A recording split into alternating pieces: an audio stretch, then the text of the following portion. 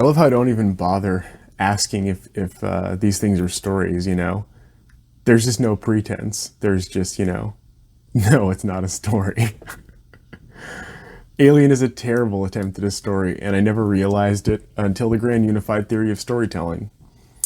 Now, of course, it's visually gorgeous, and its special effects are a masterpiece, and some say that all makes it a good film, but we're going to see here just how important it is to write complete stories, in this case by getting your hero right. The reason for this is that when you get into some stories, you end up with setups of immense gravitas that, if you pursue writing them, you are responsible for living up to in the writing of those stories. Other stories have a long way to build to that, but some just start there, and if that's the battle you choose, then that's the battle you fight. This is going to be a fascinating dive into the topic of the potential that complete stories have through a study in gravitas, as we fix Ridley Scott's 1979 film, Alien. So to start, yes, writing bigger stories does take more work. You have complete freedom in that as a writer, though, but that's also your responsibility. If the task of design daunts you rather than excites you, then it's likely you do not have creative passion. But that just means you're here to enjoy the story, and that's exactly what they're for. Also, this doesn't just mean object design, it means setting and character design. Not every story has to be a sci-fi or fantasy adventure, far from it, but every story needs to be complete. This applies to every genre. The goal of every story is to build gravitas. I think what trips most writers up is that they think this means a runaway train effect of power creep, which is kind of funny to think about in the context of romantic comedies. But what they forget is that things can be destroyed. Some stories are comedies and some stories are tragedies, but written far enough, every story can become an epic, which is the combination of both comedy and tragedy. This is why design is paramount. So, when you don't have the right motivation for your hero, you end up with wasted stories, as seen here in the slow burn of Alien's narrative. A complete story can still have a slow burn, but that just means everything that's happening is slow because every detail is important and builds the excitement. Otherwise, it's just like making a movie out of your introduction, which is what Alien did. In short, our hero doesn't get their motivation until the conclusion of the film, which we don't see until the sequel, and this leaves so much narrative on the table it wastes the entire runtime of Alien just getting to the start of a story. You might think then that Aliens does a better job of this, but that's a whole other mess that builds on the shortcomings of its prequel and then commits its own, rather than Alien being a shaky but still successful jumping off point for a story, despite wasting an entire movie getting there. Alien should have been the start of the most epic horror franchise ever imagined. Here's the premise of Alien. What if space isn't friendly or even neutral? What if space is scary? Even worse, what if that's the natural order? What if what makes space scary isn't supernatural at all? What if it's just naturally scary everywhere? Now ask yourself, how much of that premise do we get in Alien? How about in the entire Alien franchise? How about if we include Alien vs. Predator? How about if we also include the comic books? Yeah, this is going to be an eye-opener. We'll start with Act 1, but for some reason I'm going to do this by first talking about Ash. Ash is technically an unnecessary villain, but he presents an opportunity for good writing because he can add a lot of gravitas to the story. Unfortunately, this is mostly squandered in the film. Ash needs some slight alteration as a character, but he's a good secondary villain. The problem is, the story really needs for him to be a human villain, essentially being the character of Burke, Paul Reiser's character from Aliens. This does not diminish the Bishop character in Aliens, by the way. Rather, I think it's the first step to fixing Bishop, and yes, I would keep his heroic sacrifice. But Ash's betrayal of the crew at the behest of Weyland-Yutani needs to be an in-person human betrayal rather than an android acting on behalf of a distant corporation. We don't even see him receiving any of his orders because in the film, him being an android means those scenes aren't necessary. He's just following orders. In a fixed version of Alien, Ash is human and the executive officer of the ship, while Kane, John Hurt's character, is the science officer, so they switch. Instead of Lambert being on the expedition team to find the source of the signal, it's Ash who goes with Kane and Dallas, while Lambert stays on the shuttle with Ripley. While on the expedition, Ash encourages Dallas and Kane to explore further, rather than Kane being overly curious and Dallas and Lambert not having much to do in this scene. Except they do comment on how creepy it is, and Lambert says they should leave. But in this fixed version, Lambert is the one who opens the hatch and breaks quarantine for Kane at the behest of Captain Dallas. This is because Ash is manipulating both Dallas and Lambert's emotions, egging them on to break quarantine for Kane, their incapacitated science officer. We'll get to Ash's motivations later. Lambert opens the hatch now out of both sentiment and panic, rather than Ash doing it out of conspiracy. Kane getting face-hugged now means the crew has no science officer to help Kane, or analyze the creature. This now makes the crew not knowing what to do next in the beginning of Act 2 make much more sense. It feels more plausible than in the scene that follows when Ash tries to cut the face-hugger off of Kane, only to have acid blood spill out through the ship. Because here, he's not an android, and none of them know what they're doing because none of them are science officers. Ash still has his secret motive to do as poor a job as possible, helping Kane though so he can get him into stasis to get the creature back to Earth. But I think it would be good for him to somehow learn about the acid blood without Dallas seeing when they pulled Kane out of the egg patch. Maybe Ash tries to take a sample from the egg before leaving, but it melts his knife, which actually would explain the poster of the film. I realized that after I wrote that scene. Yeah, why is that egg getting, like, why is the bleeding egg never in the film? I don't know, but see, now it could be. There it is. So after quarantine is broken, we are solidly into Act 2, so let's go back to Act 1 and cover the introduction of our story to talk more about Ripley. First off, Ripley is our hero and the other main characters are in supporting roles, except Ash, who is a secondary villain. Their goals only serve to add to the narrative, while Ripley is motivated by her goals to solve the plot. One thing that first needs to change about Ripley is her initial motivation. As the film presents her, Ripley's initial drive is simply doing her job, which she seems good at, but neither she nor anyone else on the ship, besides Ash, seems to have any great motive behind them. The two engineers, Parker and Brett, are both concerned with their wages, but they don't seem to be terribly concerned with their futures, so their greed seems almost half-hearted, especially in light of their lax work ethic, which the film goes out of its way to prominently display multiple times.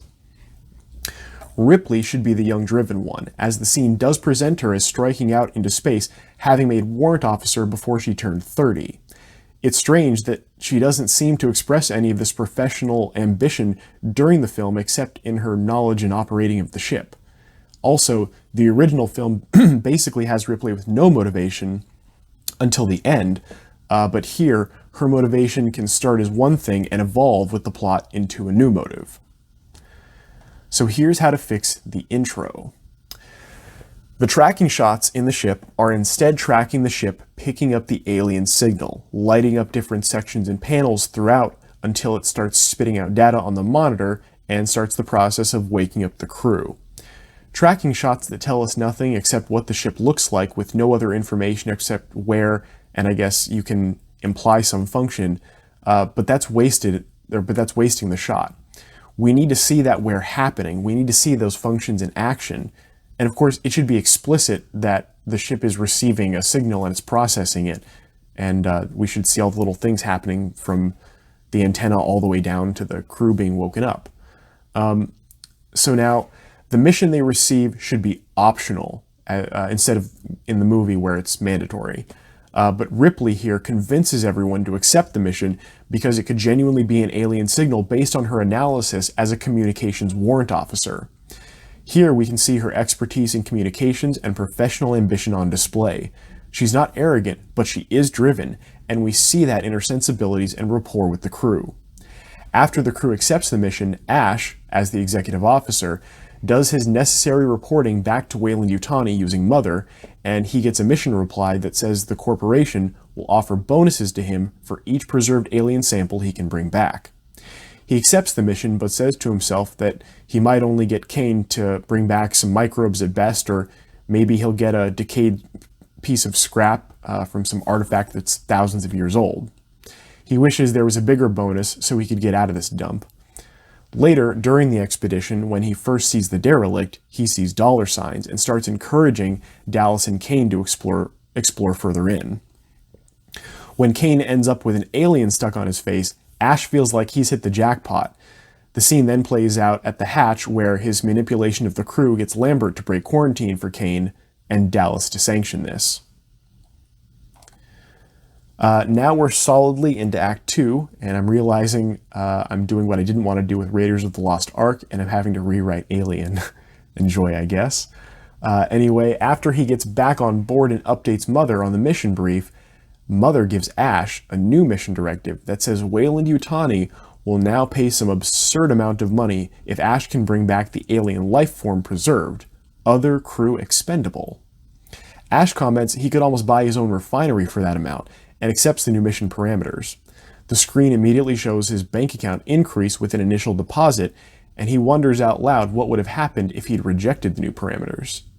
Then he says, I guess it doesn't really matter. This crew was always expendable to me. Weyland-Yutani will get what they want, and I'll get what I want.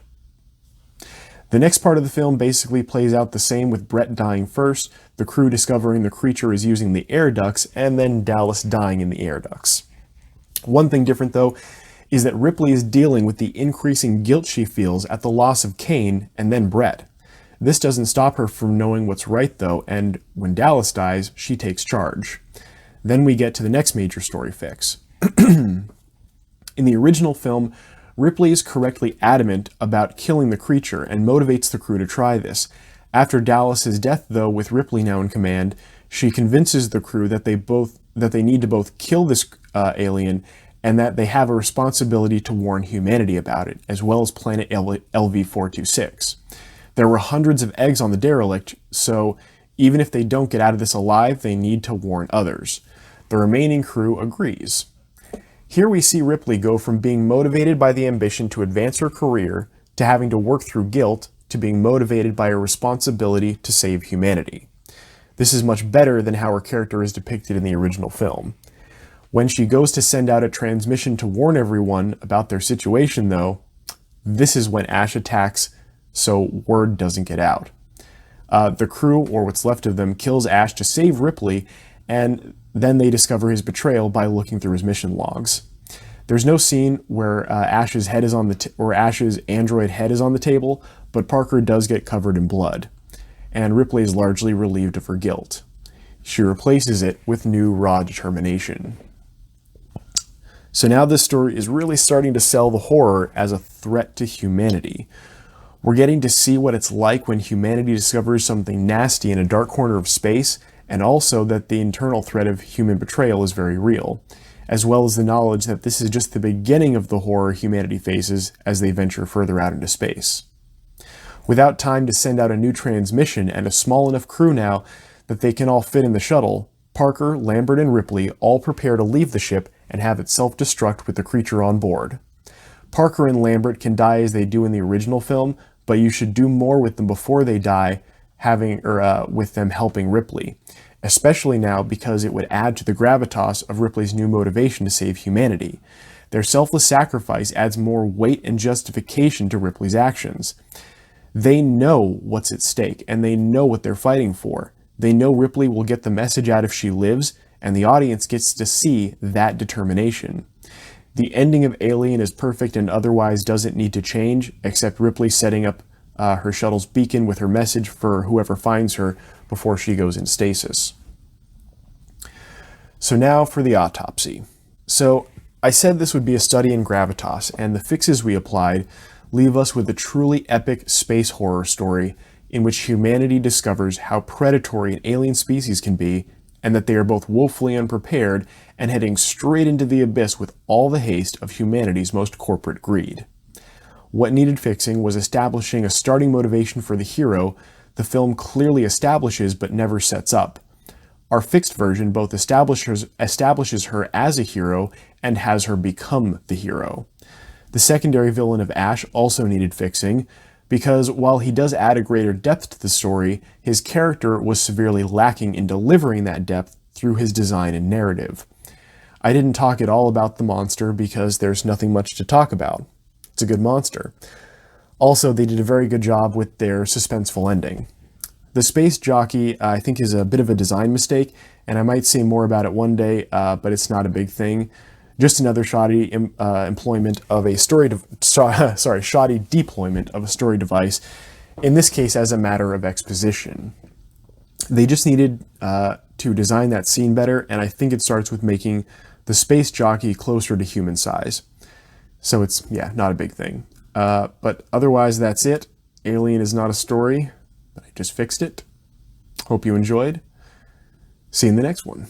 I have no idea what story I'm going to do next.